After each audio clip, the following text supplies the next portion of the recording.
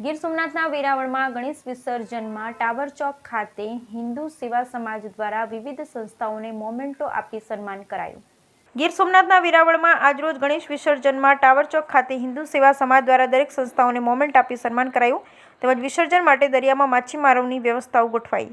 સમગ્ર દેશમાં ગણેશ ઉત્સવ ભારે ધામધૂમથી ઉજવાયો ત્યારે ગીર સોમનાથના વેરાવળમાં પણ 1500થી વધુ સંસ્થા અને 2000થી વધુ નાની મોટી ગણેશજીની મૂર્તિઓનું આજરોજ ધામધૂમપૂર્વક વિસર્જન કરવામાં આવ્યું। આ વિસર્જનમાં દર વર્ષની જેમ આ વર્ષે પણ ટાવર ચોક ખાતે વેરાવળ પાટણ સનાતન હિન્દુ સમાજના પ્રમુખ જીતુભાઈ કુહાડા તથા હિન્દુ સમાજ દ્વારા દરેક આયોજકો અને સંસ્થાઓને મોમેન્ટો આપી સન્માન કરાયું હતું, જેમાં હિન્દુ સમાજના અગ્રણીઓ જોડાયા હતા તો સાથે સાથે સોમનાથ વિધાનસભાના ધારાસભ્ય વિમલભાઈ ચુડાસમા તરફથી પણ ટાવર ચોકે ઠંડા પીણાની વ્યવસ્થાઓ તેમજ પુષ્પવર્ષાનો કાર્યક્રમ રખાયો હતો। સોમનાથના ધારાસભ્ય વિમલ ચુડાસમાએ પણ દરેક સંસ્થાને આવકારી ડીજેના તાલે બહેનોના રાસ ગરબા અબીલ ગુલાલની છોડો સાથે સમગ્ર વાતાવરણ ગણેશમય બન્યું હતું।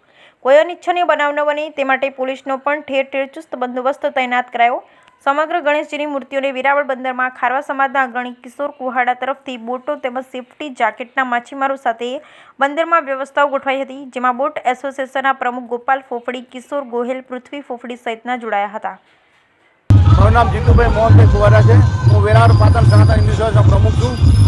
વર્ષોથી અમે 2003થી જે ગણપતિ વિસર્જનનું આયોજન કરીએ છીએ એમાં વેરાવળ ટાવર ચોકમાં બધા ગણપત ભેગા થાય, ત્યાં બધાનું સન્માન થાય અને એવોર્ડ આપવામાં આવે અને અહીંયાથી પછી સીધું બંદર ગૌરવ રોડ થઈ બંદર રોડ જાય, બંદરમાં રણ બારે જ્યાં જે વિસર્જનની વ્યવસ્થા કરી ત્યાં વર્ષોથી વ્યવસ્થા માછીમાર સમાજ અને અખિલ ગુજરાત માછીમાર મહામંડળના પ્રમુખ કિશોરભાઈ કુવાડા કરે છે ને 300 ઉપર તરવૈયા હોય એ જાકીતો પહેરીને ગણપતિ વિસર્જન કરે તાકે કોઈ બનાવ ન બને।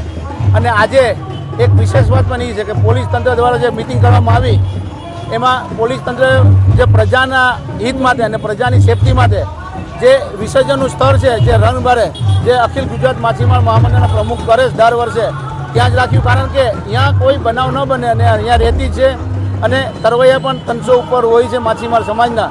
એટલે પોલીસનો પણ અમે આભાર માનીએ છીએ કે ગમે ત્યારે તહેવાર હોય ત્યારે સાથ સહકાર આપે છે પ્રજાના હિત માટે।